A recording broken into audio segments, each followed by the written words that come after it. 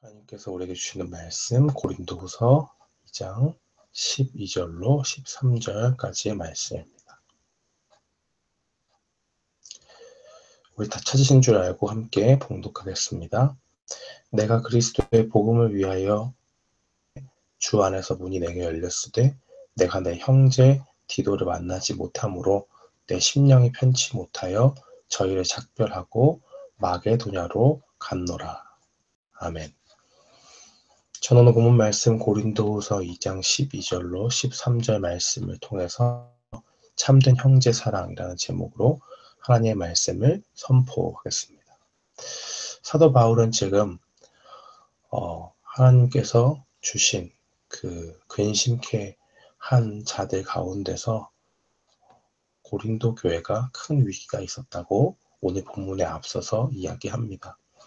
그 근심케 한 자는 자신의 잘못을 깨닫고 회개함 가운데 나아갔고 그 가운데 근신하고 교회 공동체의 결정을 받아들여서 자신의 잘못을 충분히 뉘우치고 있는 것으로 보입니다. 그런 가운데서 사도 바울은 그 형제를 사랑하는 마음으로 그에게 더욱더 지나치게 교회의 공식적인 징계 이외에 다른 것들로 그를 판단하거나 그를 영원한 중죄인으로 그렇게 판단하는 것을 금하고 있습니다.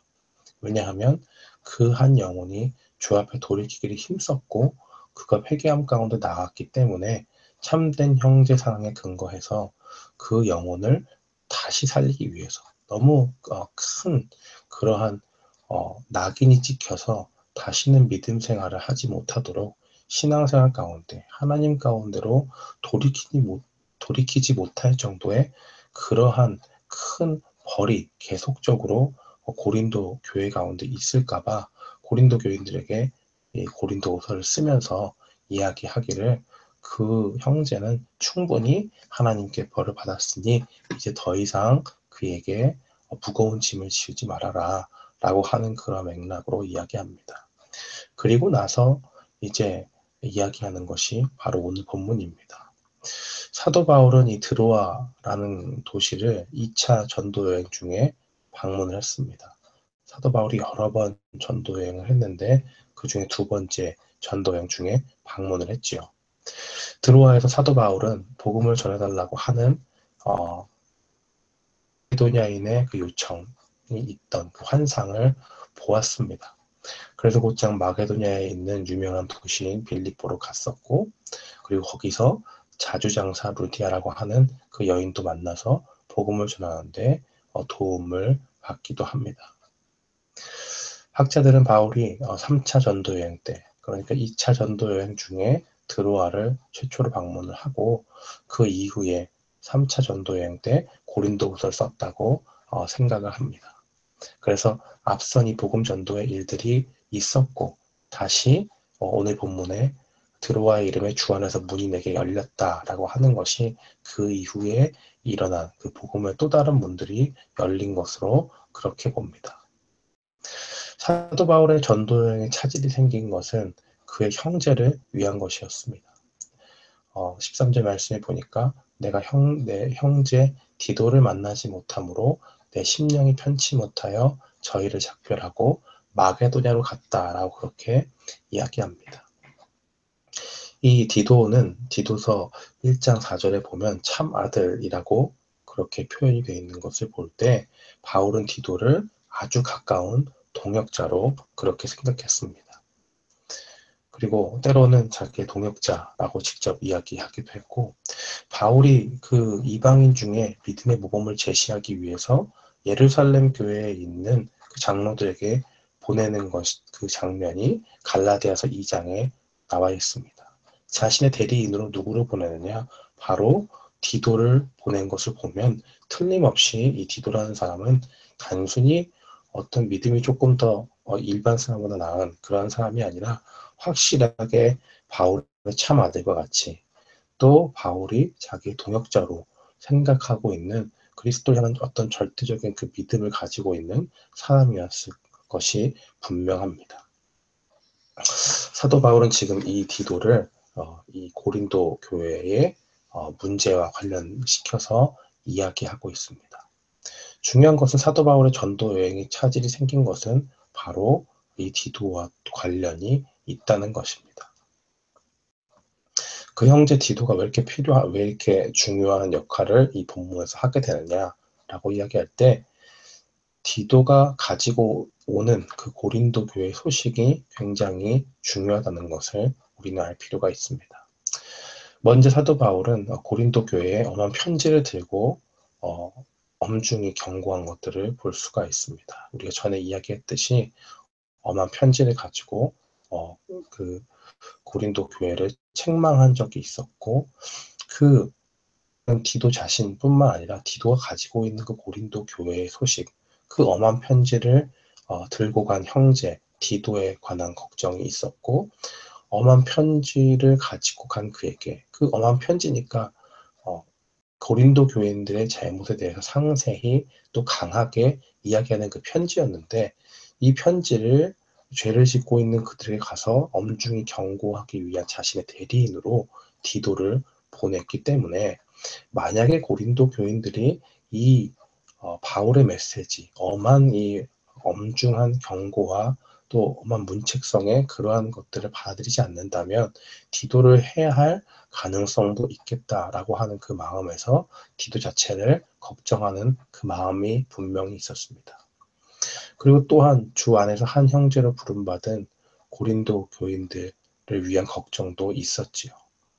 그 편지를 보냈는데 그것을 받고 그들이 회개하면 참 좋을 텐데, 그러지 않고 만약에 반대로 행하였으면 어떻게 됐을까? 디도는 안전하게 왔어요. 근데 그가 가지고 오는 소식이 고린도 교회에 더 큰 문제가 생겼습니다.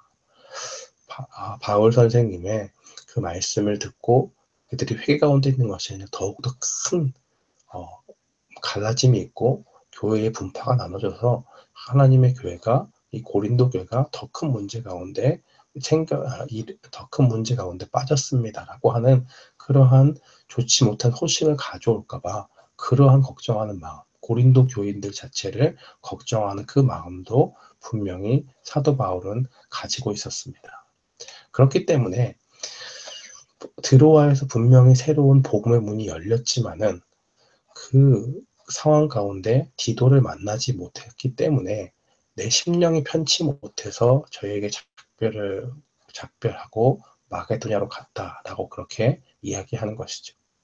그러니까 복음의 새로운 문들이 열렸지만은 잠시 그것을 유보하고라도, 사도 바울의 입장에서 이것이 얼마나 큰 문제였는지를 살펴볼 수 있는 것이, 그는 가는 곳마다 복음을 전하기 위해 힘썼는데 다시 복음의 문이 열렸지만은 그곳으로 가지 못할 정도의 깊은 심령의 어떤 불편함, 그러한 마음들이 있었기 때문에 그 일을 진행하지 않고 잠시 유보해 두고 한 발 물러섰다는 것을 볼 수가 있습니다.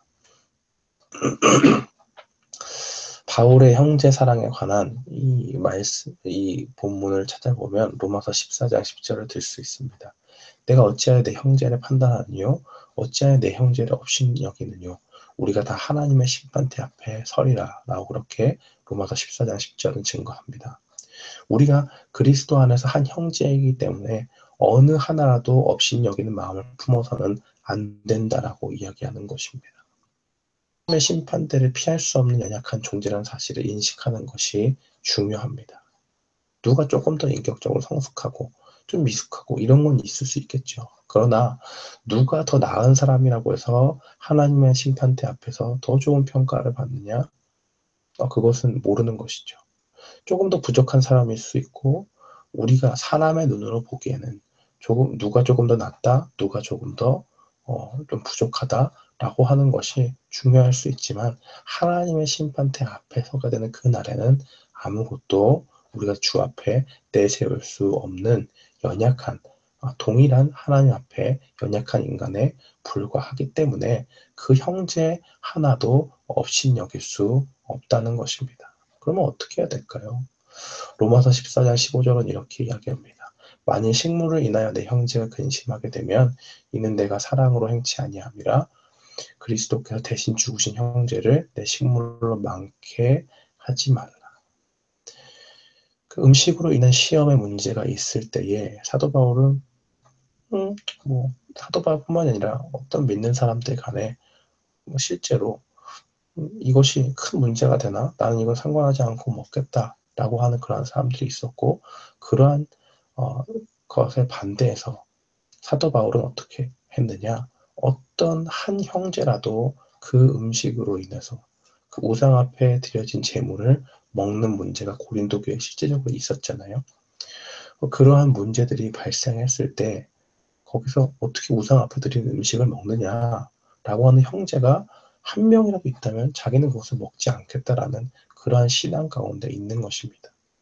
철저히 사도 바울은 한 명이라도, 단 한 영혼이라도 주 앞에 나아가는데 걸림이 되고 하는 것이 있다면 자기가 좋고 싫음을 떠나서 복음에 근거해서 하나님 앞에 그 영혼을 돌리는데 거침이 된다면 과감하게 하지 않고 자신을 절제했던 것을 볼 수가 있습니다.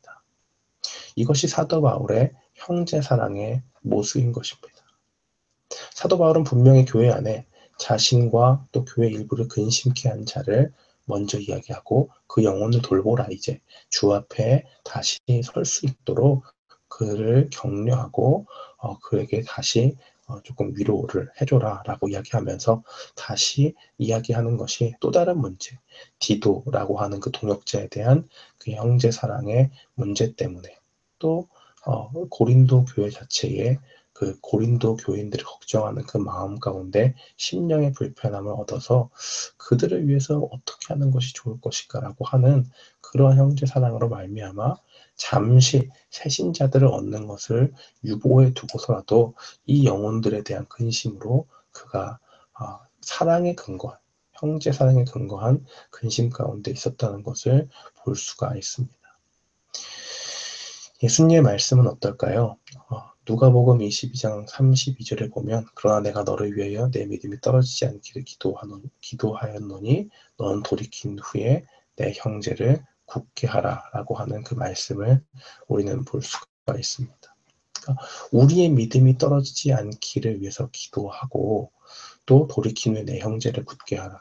이 말씀을 고린도 교인들에게 적용을 하면 고린도 교인들이 자신의 잘못을 회개하고 돌이킨 후에 그 중에 있는 회개케 한 근심하게 했던 그 사람들, 회개한 근심하게 했던 사람을 믿음 가운데 굳게 하는 것이 최우선이라고 사도 바울은 생각을 했습니다. 그렇기 때문에 사도 바울은 드로아의 복음의 문이 열렸지만 한 발 물러서서 마게도냐로 간 것이죠. 참된 형제 사랑은 무엇이냐?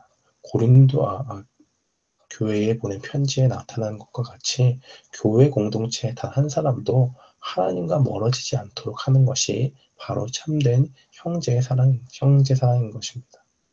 넘어진 자를 일으키고 처진 자를 격려해주고 이끌어주는 그러한 사랑의 공동체가 바로 교회가 되어야 합니다. 사도 바울은 교회를 위하여 일했고 더 많은 복음을 전할 기회가 분명 열렸다고 오늘 본문은 증거합니다. 근심케 한 자뿐 아니라 어쩌면 고린도 교인의 몇을 잃을 수도 있는 그러한 상황이 닥쳤을 때 사도 바울은 새로운 신자들로 잃어버릴 수 있는 그 신자들을 메꾼다 하는 생각 자체를 아예 갖고 있지 않았다는 것이 중요합니다. 고린도 교인들의 상황이 다소 복잡하지만 바울은 그 한 영혼을 귀하게 생각하시는 예수님의 마음 품고 새 신자를 받는 일 중요하지만 그것과 동일하게 원래 있던 성도들의 영혼의 상태를 살피는 일도 그만큼 중요하다는 것을 본문을 통해서 우리에게 말해주고 있습니다. 사랑하는 성도 여러분, 오늘 이 말씀을 기억하고 참된 형제 사랑 가운데서 믿음이 다소 뒤처진 자가 있든지 심 가운데 빠진 자가 있든지 그러한 자들을 우리가 돌아보고 격려하는 일들이 반드시 필요하다는 것 기억하고 동역자들 가운데 하나님의 뜻 가운데 함께 부르심을 받은 자들, 또 하나님의 말씀을 맡아 전하는 자들, 또 우리 교회 공동체 모두가 하나님의 뜻 가운데서 낙심과 절망 가운데 잠시 넘어짐 가운데 있다고 할지라도 우리가 서로 격려하는 공동체로 나아가는 귀한 형제 사랑의 본을 보이는 교회가 되기를 주님의 이름으로 축원합니다. 아멘.